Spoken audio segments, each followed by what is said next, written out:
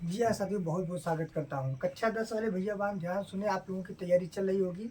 हिंदी का पेपर पहला पेपर है और इसमें कुछ चुनिंदा प्रश्न हमेशा पूछे जाते हैं। जैसे आपसे पूछ लिया जाए उसमें अलंकार के बारे में, तो अलंकार हम लोग आप लोगों को पिछले वीडियो में बता दिए हैं ट्रिक से। आज हम बताएंगे समास के बारे में।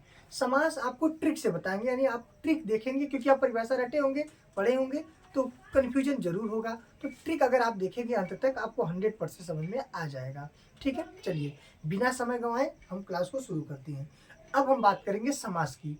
तो समास समास जो होता है इसका मतलब होता है संक्षिप्तीकरण। क्या होता है? संक्षिप्तीकरण। और समास विग्रह का मतलब होता है कि उस शब्द को बड़ा कर देना, बड़ा कर देना, फैला देना विग्रह कहलाता है। और उसको छोटा कर देना क्या कहलाता है? समास कहलाता है या संक्षिप्तीकरण कहलाता है। तो आपको पता है कक्षा 10 में सिर्फ आपको 4 ही समास पढ़ना है, जैसे द्विगु समास, द्वंद्व समास, कर्मधारय समास समास और बहुव्रीहि समास। वैसे तो समास 6 प्रकार के होते हैं। कौन कौन होता है आपको पता है? अव्ययीभाव समास होता है, कर्मधारय समास होता है, द्वंद्व समास होता है, द्विगु समास होता है, बहुव्रीहि समास होता है। ठीक है, लेकिन हम लोगों को सिर्फ पढ़ना है 4 समास के बारे में। कौन कौन? द्वंद्व समास, द्विगु समास, बहुव्रीहि समास और अंत में कर्मधारय समास। तो हम लोग बात करेंगे आज पहला। ठीक है, अगर कोई समास का मतलब पूछे तो क्या बताएंगे आप लोग? समास का अर्थ क्या भैया? तो समास का होता है संक्षिप्तीकरण। संक्षिप्तीकरण मतलब होता है समास। ठीक है, संक्षिप्तीकरण माने छोटा रूप जो होता है समास कहलाता है। और किसी शब्द को बड़ा कर देना समास विग्रह कहलाता है। क्या कहलाता है? समास विग्रह। उदाहरण दे दे, जैसे कहें नील कमल, तो नील कमल किसी बड़े शब्द का छोटा रूप है तो ये समास हो गया। अगर हम नील कमल का विग्रह कर दे तो क्या कहेंगे? नीला कमल। नीला है जो कमल, ठीक ना? ठीक, नीलकंठ, नीला है जिसका कंठ। इस प्रकार से समास समास विग्रह होता है। इसमें सबसे पहले बात करेंगे हम लोग किसका? द्वंद्व समास के बारे में। किसकी? क्योंकि 4 समास पढ़ना है, आपको पता है। द्वंद्व समास, द्विगु समास, बहुव्रीहि समास और कर्मधारय समास। तो सबसे पहले हम लोग बात करेंगे द्वंद्व समास का। पहले आप लोग द्वंद्व समास के देखिए।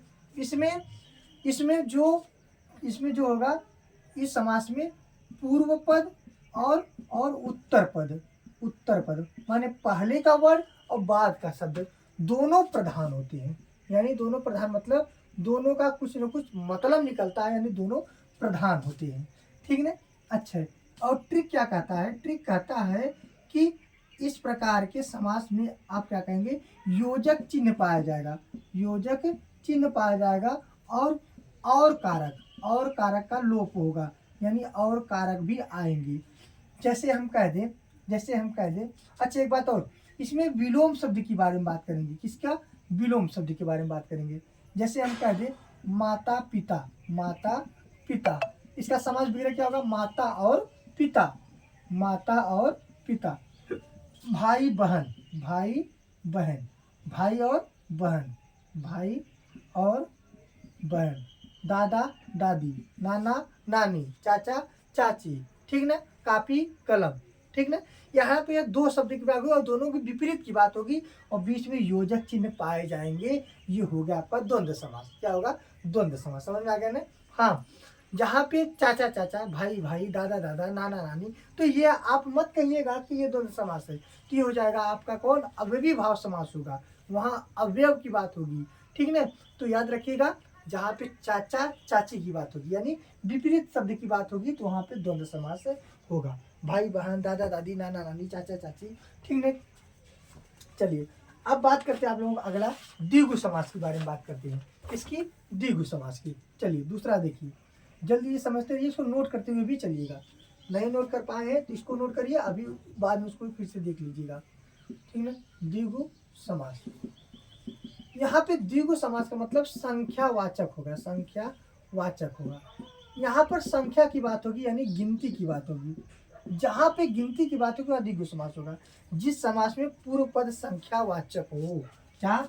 जिस समास में पूर्व पद संख्यावाचक हो, क्या हो? संख्यावाचक हो, वो क्या होगा? द्विगु समास होगा। ठीक है, अच्छा। द्विगु समास में क्या होगी? संख्या माने गिनती की प्रधानता होगी। किसकी? गिनती की। जैसे आपको हम उदाहरण बता दे, कह दे नवरत्न। क्या कह दे? नवरत्न। नौ रत्नों का समूह क्या होगा? इसका मतलब 9 9 रत्नों का समूह हो जाएगा। ठीक ना। देखिए ये समास ही इसका विग्रह हो गया।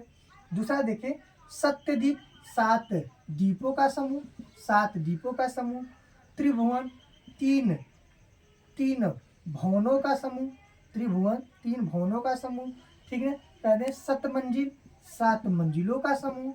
ठीक ना। इस प्रकार से ये हो जाएगा द्विगु समास, जहाँ पे क्या होगा, जहाँ पे गिनती की बात आएगी। जैसे बोलते चौराहा 4 राहों का समूह। ठीक है ना। यहाँ पे गिनती की बात होगी, वो हो जाएगा द्विगु समास। अब बात करेंगे कर्मधारय समास की। किसकी? कर्मधारय की समास। अब कर्मधारय जो समास होता है ये भी इंपॉर्टेंट होता है, इसको हम लोग भी ट्रिक से पढ़ेंगे। तीसरा क्या होगा? कर्मधारय समास। कर्मधारय समास। देखिए कर्मधारय समास क्या होता है? जिस समास में पूर्व पद विशेष हो और उत्तर पद विशेषण हो और विशेष हो। पूर्व पद क्या हो? पूर्व पद, ध्यान सुनिएगा, पूर्व पद विशेषण और उत्तर पद विशेष। अब विशेषण विशेष का मतलब, विशेषण का मतलब कोई गुण हो, विशेष का मतलब कुछ अलग हो। ठीक है। जैसे विशेषता बताने वाले समास को कर्मधारय समास कहते हैं। क्या कहेंगे? जो विशेषता बताए, जो किसी की विशेषता बताए, और ऐसे समास को क्या कहते हैं? कर्मधारय समास कहा जाता है। विशेषता बताने वाले समास को कर्मधारय समास कहा जाता है। ठीक है। जहाँ पे विशेषता बताई जाएगी वहाँ पर कहेंगे कर्मधारय समास कहेंगे। अब समझ में आ गया ना? विशेषता बताने वाले समास को क्या कहेंगे? कर्मधारय समास कहेंगे। यहाँ पर जैसे हम उदाहरण दे दे, कहें काली मिर्च, काली मिर्च। यहाँ पे मिर्च कैसी है? काली है। तो मिर्च का विशेषता क्या है? काला। तो क्या कहेंगे? काली है जो मिर्च, काली है जो मिर्च। नील कमल, कमल कैसा है? नीला है। क्या कहेंगे? नीला है जो कमल। जैसे हम कहते हैं पीताम्बर, पीताम्बर माने पीला है जो अंबर, अंबर माने वस्त्र, मतलब जो वस्त्र पीला है यानी उसे पीताम्बर हम लोग कह दिए। जैसे चंद्रमुखी माने मुख कैसा है? चंद्रमा के समान है। क्या कहेंगे? चंद्र के समान वाले मुख। ठीक है ना। माने यहाँ पे विशेषता की बात होगी। काला है जो मिर्च, नीला है जो कमल, पीला है जो अंबर माने वस्त्र, चंद्र मुख जैसा है चंद्रमा के समान। ये तो हो गया आपका कर्मधारय समास।